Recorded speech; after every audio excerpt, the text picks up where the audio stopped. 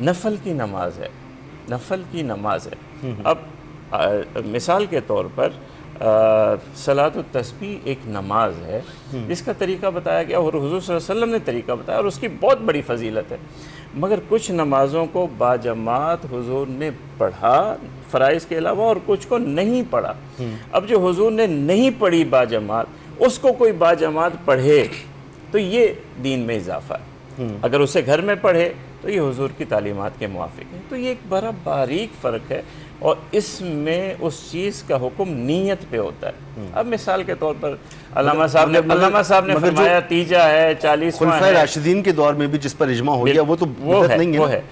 اب علامہ صاحب نے فرمایا تیجا ہے، 40واں ہے، 10واں ہے، یہ سب اس وقت بدعت بنے گا جب کرنے والا یہ عقیدہ رکھے گا کہ اس 40ویں کے دن ہی میں کچھ ہے، تو وہ بدعت بن جائے گی۔ اور اگر وہ کہہ نہیں میرے لیے 40 کا دن بھی برابر ہے، 41 کا بھی برابر ہے، 11واں بھی برابر ہے، 9واں بھی برابر ہے، تو پھر وہ بدعت نہیں بنے گی۔ عموماً ہوتا یہ کہ 40ویں کا دن نام دیا جاتا ہے لیکن 40واں 10ویں دن ہو جاتا ہے۔ لیکن عوام کو یہ چیزیں سمجھانے کی ضرورت ہے، کہنے کی ضرورت ہے کہ آپ کی وہ کون سی نیتیں ہیں جو آپ کے ایک جائز کام کو بدعت بنا دیں گی، اور یہ تعلیم دینے کی انہیں ضرورت ہے۔ اب ہم تو یہ کر رہے ہیں، راج ہو گیا، اب لوگ اگر یہ سمجھنے لگ گئے ہیں تو اگر انہیں نہیں بتایا جائے گا تو ان کی نیتوں سے یہ کام بدعت ہو جائے گا، اور بجائے ثواب کے بدعت تو مولانا کو معلوم ہے گناہ ہے، گمراہی ہے۔ تو یہ چیزیں عوام کو سمجھانے کی ضرورت ہے، باریک سا فرق، بالکل یہ نیت کا فرق ہے، باریک سا فرق ہے۔ یعنی ہم نکلتے ہیں جماعت کے ساتھ چلنے کے لیے یا سحروزہ کے لیے تو ثواب کی نیت سے نکل رہے ہیں، نیت کر دیتے ہیں کہ یہ 3 دن ہی ثواب ہے، 1.5 دن میں ثواب نہیں ملے گا، یہ بھی بدعت ہو جائے گی، نکل گئے نا، ویسے نکل ہی گئے ثواب کی نیت سے۔ بات تو پھر وہیں آ گئی صحابہ نے، لیکن اگر اس 3 دن کو جو صحابہ کے یہاں نہیں تھا، اگر مختص نہ بھی کریں 3 دن اور 40 دن، فرق ہے، اسے مگر ثواب کے لیے نکل گئے۔ یہ تو میرے مسلک کا معاملہ ہے نا، میں خود کہہ رہا ہوں، جی جی، یہ فرق ملحوظ رکھنا ہوگا۔ اگر میرا مسلک بھی یہ فرق ملحوظ نہیں رکھتا ہے اور 3 دن کو اس طرح لازم پکڑ لیتا ہے کہ یہ عبادت ہے تو یہ بھی بدعت بن جائے گی۔ میں تو یہی کہہ رہا ہوں، اصول تو سب کے لیے ہے نا، میرے اکیلے کے لیے تو نہیں ہے، یا ان کے لیے تو نہیں ہے، اور بدعت تو کوئی بھی کر سکتا ہے، مومن کی اور اصول کی بنیاد پہ وہ بدعت ہوگا۔ اگر شریعت اور سنت کے مطابق گزرتی ہے تو ہر لحظہ عبادت ہے، اور بدعت منع کیوں ہے؟ جی، ہماری زندگی کا سرمایہ آخرت عبادات اور سنتیں ہیں، اور شیطان اس بدعات کے ذریعے ہم ان عبادات سے اور سنتوں سے دور کرنا چاہتا ہے۔ اللہ کے یہاں وہی عبادت قابل قبول ہے جو اللہ کے رسول کی سنت کے مطابق ہے۔ جب وہ نیا راستہ بناتا ہے تو ان راستوں سے ہمیں دور کر دیتا ہے، جب وہ اس راستے سے دور کر دیتا ہے تو جب جعلی چیزیں آ جاتی ہیں ہمارے پاس تو ہم جس چیز پہ تکیہ کیے ہوئے بیٹھے ہیں وہ آخرت ہماری برباد ہو جاتی ہے۔ یہ بہت قیمتی نکتہ ہے، بڑی باریک سی سا ایک معاملہ ہے، اس میں احتیاط بہت لازم ہے کہ اب عزاداری بھی ثواب نیت سے ہی، نیت کے ثواب کی ہی نیت سے ہے۔ ثواب کی نیت سے ہر کام نہیں کیا جا سکتا، ثواب کی نیت سے عبادت ہے نا، یہ عبادت وہ ہوگی جسے حضور نے کہا یہ کام عبادت ہے۔ جی مفتی صاحب فرما رہے تھے کہ ہماری جماعت کا ہے تبلیغی جماعت، تو تبلیغی کام تو پوری امت کا کام ہے، تبلیغی کام انبیاء کا کام ہے، صحابہ کا کام ہے۔ تبلیغی جماعت میں ہماری جماعتیں بھی نکلتی ہیں، میں خیال مفتی صاحب کی جماعتیں بھی نکلتی ہیں، سب کی نکلتی ہیں، اور صحابہ اکرام نے اس کام کے لیے پوری زندگیاں دی ہیں۔ پورے سعودی عرب کے اندر 10,000 صحابہ کی قبریں، اور یہ بات ذمہ داری سے کہہ رہا ہوں، اور صحابہ کتنے تھے؟ 1,44,000۔ تو وہ تو دعوت و تبلیغ کے لیے پوری دنیا میں گھوم گئے اور اپنی زندگیاں دے دی۔ ہم نے تو یہ جو 3 دن جا چلا جا یہ جو بھی رکھے ہیں، یہ تو ان کی سہولت کے لیے بھی رکھا ہے تاکہ جو ہے اگر پوری زندگی نہیں لگا سکتے تو یہ کام تو کریں، 3 دن لگا کے دیکھیں، 40 دن، تاکہ کچھ سیکھیں، تاکہ کچھ فرائض تربیت حاصل کریں، تاکہ لوگوں میں آپ خیر کا، امر بالمعروف کا جذبہ پیدا کریں۔ اور امر بالمعروف اور نہی عن المنکر یہ عظیم فریضہ ہے۔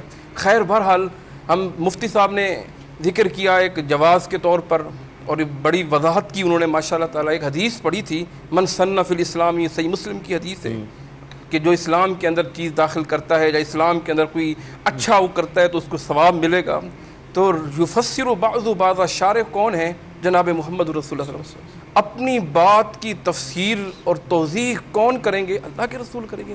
اسی صحیح مسلم کی حدیث ہے جس میں اللہ کے رسول صلی اللہ علیہ وسلم فرماتے ہیں من دل علی خیر فلہ مثل اجر فاعلہ، جو کسی کی خیر کی طرف رہنمائی کرتا ہے اس کو اتنا اجر ملے گا جتنا کرنے والے کو ملے گا.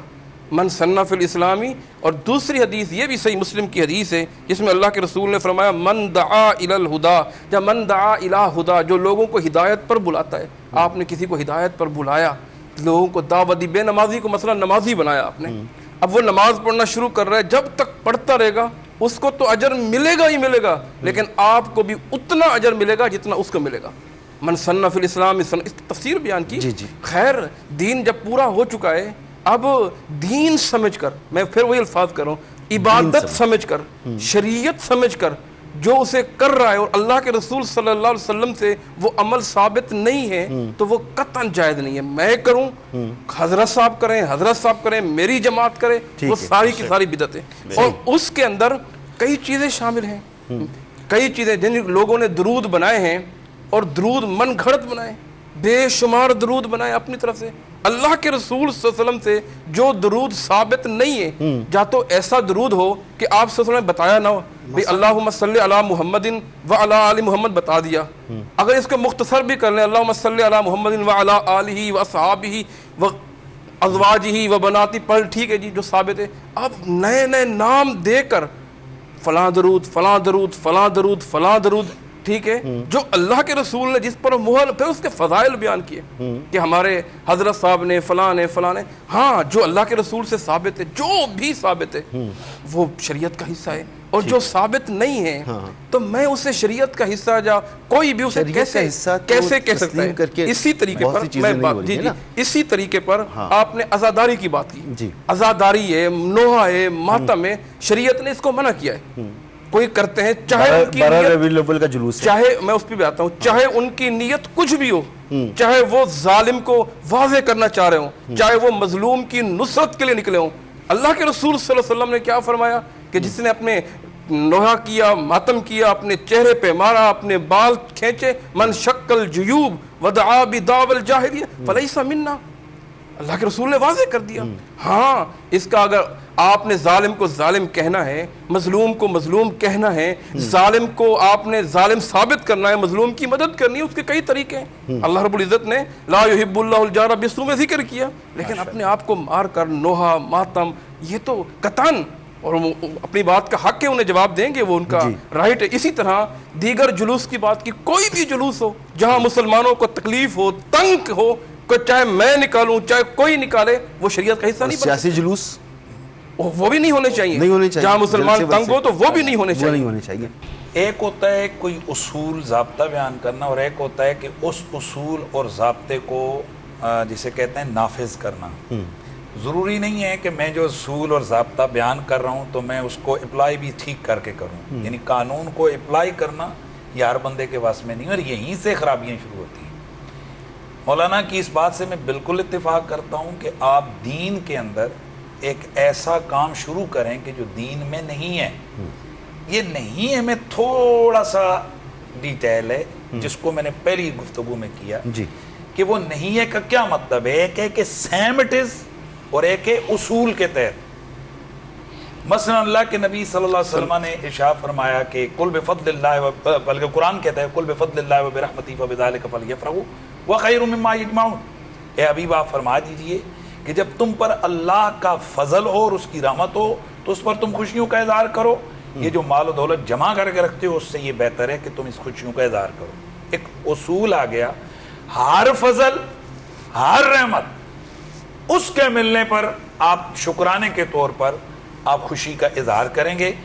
اب اس میں ہزاروں چیزیں آ جاتی ہیں. آپ کا بیٹا پیدا ہوا، آپ نے دعائیہ تقریب کی، آپ کا کوئی اور نوکری لگ گئی، رزق حلال کو شادگی ہو گئی، اللہ کا شکر ادا کرنے کے لیے لوگوں کو بٹھا کر محفل کر دی، نظر نیاز، اس میں مطلب یہ ہے کہ ہم نے اللہ کی رضا کے لیے کھانا تقسیم کر دیا. یہ اب آپ اس کو کہیں کہ جی حضور کے دور میں تو یوں لوگوں نے بیٹھ کے نہیں کیا. بھائی اصول موجود ہے، اسی اصول کے تحت میلاد شریف ہو یا یہ باقی جو جلوس ہیں یا خوشی کا اظہار ہے، یہ اسی اصول کے تحت ہے. تو اگر وہ کام دور رسول میں اصول موجود ہے، قرآن و سنت کا اس کے پیچھے اصول کھڑا ہے. اب وہ اس کی شکل کوئی بھی ہو اس کو آپ بدعت نہیں کہیں گے. اگر آپ اس کو بدعت کہیں گے تو آپ یہ زیادتی کریں گے، آپ یہ جرم کریں گے. درود شریف کی بات کی گئی کہ بھائی وہ فلاں سیغے لوگوں نے اپنی طرف سے بنائے. پہلی بات یہ درود کہتے کس کو ہیں؟ او بھائی درود کہتے کس کو ہیں؟ اللہ تعالیٰ کی بارگاہ میں رسول اللہ صلی اللہ علیہ وسلم کے لیے رحمت کی دعا کرنا. اور یہ کوئی صرف درود عربی کے سیغوں کے ساتھ نہیں ہے. ایک فارسی والا کہتا ہے کہ اے میرے اللہ تو رسول اللہ کے درجے بلند کر، یہ بھی درود ہے. اردو والا کہتا ہے میرے اللہ میرے نبی پاک پر کروڑوں رحمت نازل کر، یہ بھی درود ہے. تو یہ کہنا کہ جی وہ جو سیغے حضور نے تعلیم کے لیے فرمائے، اس کو بند نہیں کیا کہ بھئی جیسے کہ اللہم صلی اللہ محمد نہ، کیونکہ اگر کوئی خاص محدود چیز ہوتی تو کہیں ان کو بھی پتہ ہے ترمذی کے اندر اور باقی روایات جو میرے معلومات کے اندر ہے 40 سے زیادہ سیغے درود شریف کے ہیں حدیث کی کتابوں میں. کتنے؟ 40 سے زیادہ درود پاک کے سیغے ہیں. کہیں پر ازواج کا ذکر ہے، کہیں پر حضور کی ذریت کا ذکر ہے، کہیں پر آل کا ذکر ہے، کہیں پر صرف اللہم صلی اللہ محمد وعلی آل محمد، کہیں آگے وعلی ازواج ہی و ذریات ہی، یہ سیغے موجود ہیں. اور یہ سب حدیث کی کتابوں میں. اب یہ ہمیں ایک انداز بتا دیا کہ کیسے تم نے دعا کرنی ہے، ایسے کرنی ہے، جس میں کہیں آل کو بھی ذکر کرو، صحابہ کو بھی ذکر کرو، بیویوں کو بھی ذکر کرو، امت کو بھی ذکر کرو، اولیاء کو بھی ذکر کرو. یہ دعا ہے. اب اس کو یہ کہنا کہ اتنی بڑی جسارت کہ یار وہ سیغے ڈال دی ہیں تو یہ بدعت ہے. یعنی جس نے یہ پڑھ لیا اللہم صلی اللہ محمد بعدد کل معلوم لکا، یا اللہ حضور پر اتنا درود بھیج کہ جتنے اس تعداد کے ساتھ جو تجھے معلوم ہے. تو اس میں وہ کون سی ایسی چیز ہے کہ جس کو جناب معاذ اللہ ثم معاذ اللہ اس کو کہہ دیا جائے کہ یہ گمراہی ہے. اور پھر میں نے وہ جو پہلے آپ سے گزارش کی تھی کہ کلو بدعت دلالہ کا ایک لفظ بولا جاتا ہے. جب آپ یہ بات متعین کریں گے کہ ہر نیا کام بدعت نہیں ہے، بلکہ بدعت یہاں وہ شرعی معنی میں آئے گی کہ بھائی ہر وہ کام کہ جو سنت کے مقابلے میں اصل کو تبدیل کرتا، اصل کو شریعت کو ہی نہیں، دین کے اندر نیا کام ہے. اب یہاں پر لفظ کل جو آئے گا تو یہ کل اپنے حقیقی معنی میں نہیں آئے گا. یہاں سے مراد اب ہوگی ہر وہ بدعت شرعیہ. وگرنہ اگر کل بدعت دلالہ کے لفظ کی آئیں تو بدعت آگے جو مضاف الیہ ہے تو اس کے اندر تو ساری قسمیں آ جائیں گی. تو بہرحال میں جو اپنی بات کو اس کی طرف لے کر آ رہا ہوں، ہر وہ کام جو اصول سے ثابت نہ ہو. لہذا چلیں آج مجھے تو خیر نہیں میں سے اتفاق کرتا، لیکن ہمارے اس پلیٹ فارم کی برکت سے یہ بھی ایک بات ثابت ہو گئی کہ آج کے بعد کوئی اہل حدیث کا جلوس، کوئی سیرت النبی کا جلوس، کوئی دفاع رسالت کا جلوس، دفاع صحابہ کا جلوس، یہ کوئی بھی ہے وہ سلفی صاحب کے نزدیک جو ہے نا وہ بدعت ہے. اور کل بدعت دلالہ، لیکن سیاسی تو نکل گیا نا، وہ کوئی سوال سمجھ کے تھوڑا ہی کرتے ہیں، عبادت نہیں کرتے. عبادت سمجھ کے کل بدعت دلالہ، وہ پھر حرام ہے، لوگوں کو تکلیف دینا حرام. رضا صاحب کل بدعت دلالہ وکل دلالۃ فی النار. آ جائیں نا. لہذا یہ جو اہل حدیث کانفرنس کل بدعت دلالہ کل دلالۃ فی النار، لہذا یہ جو سیرت النبی کے ان کے جلوس کل بدعت دلالہ کل. بھائیان کیا کر رہے ہیں آپ؟ خدا کا خوف کریں، نہ ساری امت کو جہنمی بنائیں، خدا کا خوف کریں. آپ جو کہہ رہے ہیں کہ ہر وہ جلوس جو اذیت کا باعث ہو، یہ بالکل درست ہے کہ اذیت کا باعث نہ ہو. نیت کیا ہے آپ کی؟ لوگوں کو ستانا. آپ ایک کام کے لیے نکل رہے ہیں، وہ تو تبلیغ جس دن آپ کا اجتماع ہوتا ہے اس دن پورے شہر کے ستیہ ناس ہوئی ہوتی ہے. بند کر دو. مدرسہ تمہارا دارالعلوم کراچی کے لیے جب طالب علم جاتے ہیں وہاں 2 گھنٹے ٹریفک بلاک رہتی ہے، دارالعلوم کو تالا لگا دو. بھائی وہ جو کچھ ہو رہا ہے وہ لوگوں کی اذیت کے لیے نہیں ہو رہا. وہ تو کوئی آپ یہاں جمعے کی نماز، میری مسجد میں جمعہ ختم ہوتا ہے تو 1.5-2 گھنٹے روڈ بلاک ہو جاتی ہے، اس کے کھلتے کھلتے باہر وہ میلوں جناب ٹریفک بلاک ہے. اب کہو جی آج کے بعد یہ جو ختم کر دو. تو وہ جو اجتماع کیا جا رہا ہے وہ اپنی محبت کا اظہار کے لیے. میں اس میں تو پورا کا پورا ملک ہی بند ہوتا ہے. میں جس عید کی نمازیں تو سب سے زیادہ پڑھی جاتی ہیں، تو ہر سڑک پر ہر میدان میں. اس میں بات کو ختم کر لوں جو جلوس کے والے سے انہوں نے بات کی ہے. آج کون سا ایسا شہر ہے کہ جس کی ایک ہی روڈ ہے؟ او بھائی جلوس ایک روڈ پہ ہو رہا ہے، 70 روڈیں 70 گلیاں راستے موجود ہوتے ہیں. تھوڑا سا اس میں ہلکا پھلکا اذیت تکلیف ضرور ہوتی ہے، لیکن ذرا یہ سوچیں کہ یہ کیوں ہم کر رہے ہیں. رسول اللہ کے دور میں گستاخ رسول کے خلاف جلوس نہیں نکلتے تھے، گستاخان رسول کا سر تن سے جدا ہوتا تھا. اس وقت یہ چیزیں نہیں تھیں. لیکن کیا آج کے دور میں یہ ہمارے بس میں ہم نفرت کا اظہار کر رہے ہیں ان گستاخوں کے خلاف، یا ایک دنیا کے اندر ایک ٹریڈیشن آ گیا کہ بھئی آپ اگر کسی کے خلاف نفرت کا اظہار کرنا ہے تو یوں ریلی نکالیں اور جلوس نکالیں اور اس جلوس کے تحت آپ اپنی نفرت کا اظہار کریں. اب چونکہ وہ جلوس ذریعہ ہے فروغ محبت رسول کا، وہ جلوس ذریعہ ہے رسول اللہ صلی اللہ علیہ وسلم کی ناموس کی حفاظت کا، ہر وہ قدم جو ناموس رسالت کی حفاظت کے لیے اٹھے وہ خود بخود ثواب ہو جاتا ہے.